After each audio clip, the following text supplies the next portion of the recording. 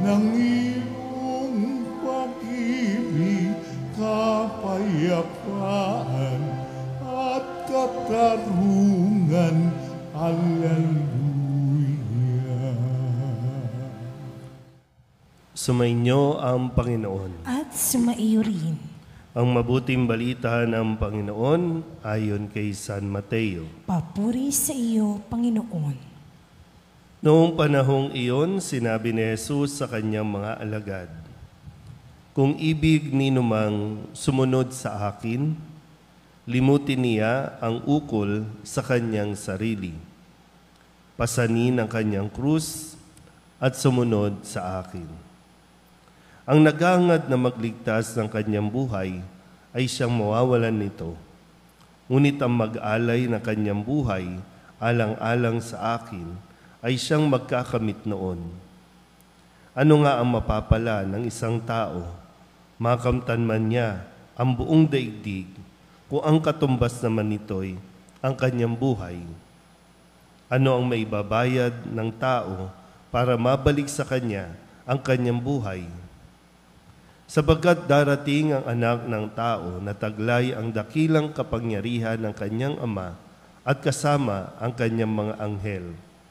Sa panahong yaoy, gagantihin niya ang bawat tao ayon sa kanyang ginawa. Sinasabi ko sa inyo, may ilan sa inyo rito na hindi mamamatay hanggat di nila nakikita ang anak ng tao na pumaparito bilang hari." Ang mabuting balita ng Panginoon. Pinupuri ka namin, Panginoong Heso Kristo. Isang magandang umaga po sa inyong lahat. Ngayon po ay Biyernes ng ika-18 linggo sa karaniwang panahon. At muli, masinsinan na kinausap ni Jesus ang kanyang mga alagad para nang sa ganon ay maging malinaw ang kanila pong magiging desisyon. Very transparent, no, ang kanya pong ibinigay at ipinaliwanag na kung nais talaga nilang sumunod sa kanya, kailangan maging malinaw, no, kung bakit sila susunod yung bago magdesisyon. Dahil no, yung kalayaan natin na magdesisyon ay hindi po sinasaklawan ng Diyos. Hindi tayo basta-basta pasusunurin lang. Hindi tayo basta parang robot na hindi nag-iisip, no, kundi pag-isipan muna ng mabuti kung talagang gusto nilang maging alagad ni Jesus. Dahil noon po, no, sa konteksto po ng pagkakaroon ng Panginoon o ng guro at ng estudyante, ay tinuturuan ito. Pero siyempre, ang isang estudyante ay pipili, no? Kumbaga, isa din yan, no? Ang estudyante ay pipili ng kanyang guro kung sino sa tingin niya yung makakapagturo ng mahusay, makakapaggabay sa kanya. At yung guro naman ang siyang pipili din ng kanyang mga magiging estudyante. So, base sa kanila pong standard o qualities, no? At siyempre, kapag ikaw ay isang rabay o isang guro, kapag sikat ka, kapag kilala ka, siyempre, kaakibat na rin yan yung maayos-ayos na buhay, maayos-ayos na pamumuhay. Pero dito, sinabi ni Jesus kung ano ang dapat gawin kung gusto talaga nilang maging alagad niya. Sabi niya, unang-una, limutin ang ukol sa sarili. Limutin ang ukol sa sarili. So, hindi na ito nakasentro sa kung ano ang makukuha ko, kundi sa kung ano ang dapat kong maibigay. Up to the point na pati ang buhay ay handa mong ibigay. Meron siyang, sabi, limutin ang sarili, ang kanyang sarili, pasanin ang kanyang krus, at sumunod sa akin.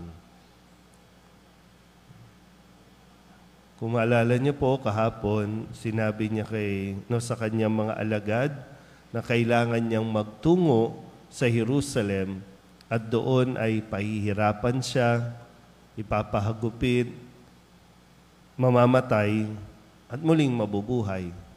Kaya bang sumunod? Pag-isipan muna ng mabuti, kaya bang sumunod? Pag sinabing sumunod ay yung matuto sa kanyang halimbawa. So, ano ba? Kung sa mga alagad, ito ang sinabi niya, sa atin din ngayon, pag-isipan muna natin din ng mabuti.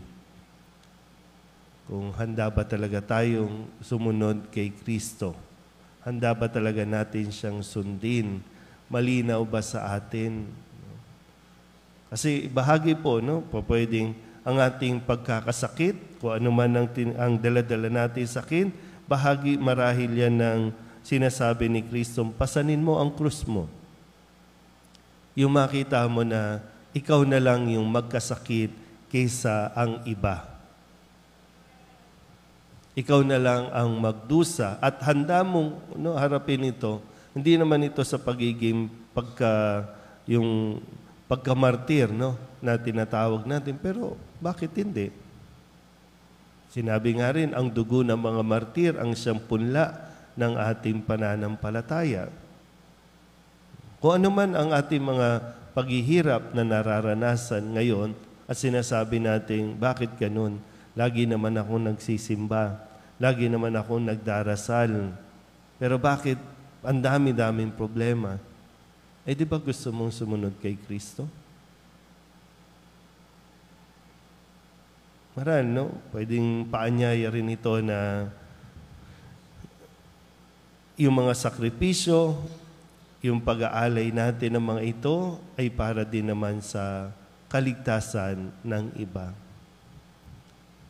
Yung ngayon ay talagang mas masaya ka kapag nakakapagbigay ka para sa pangangailangan ng iba.